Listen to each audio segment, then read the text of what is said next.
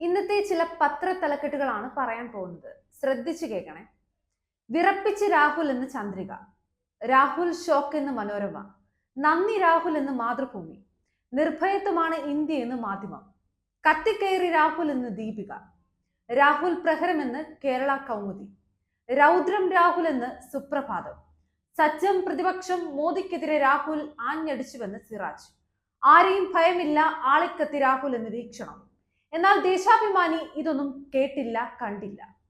ലോക്സഭാ പ്രതിപക്ഷ നേതാവ് രാഹുൽ ഗാന്ധിയുടെ പാർലമെന്റ് പ്രസംഗത്തിന്റെ ഒരു വരി പോലും നൽകിയില്ലെങ്കിലും രാഹുൽ ഹിന്ദുക്കളെ അവഹേളിച്ചെന്ന് BJPയുടെ ആരോപണം പ്രത്യേക വാർത്തയായി നൽകിയിട്ടുണ്ട് ദേശാഭിമാനി. BJPക്ക് സ്വന്തമാണ് CPM. ദേശാഭിമാനി ചിന്തയിലാണ്, ഉണരാൻ സമയം പിടിക്കും. നിങ്ങൾ അറിയാൻ ഒന്ന് പറയട്ടെ, നിങ്ങൾ ഇപ്പോൾ കാണുന്നത് പഴയ രാഹുലും പുതിയ രാഹുലും ഒന്നുമല്ല. ഒരേ ഒരു രാഹുൽ. രാഹുൽ വിയർപ്പൊഴുക്കി, രാഹുൽ മഞ്ഞുകൊണ്ടു, രാഹുൽ മഴ നനഞ്ഞു, രാജ്യം ഇന്ന് ആശ്വാസം കൊള്ളുന്നു. എവിടെ പോയി അടിമകളെ നിങ്ങളുടെ ചങ്കൂറ്റവും നിലപാടും?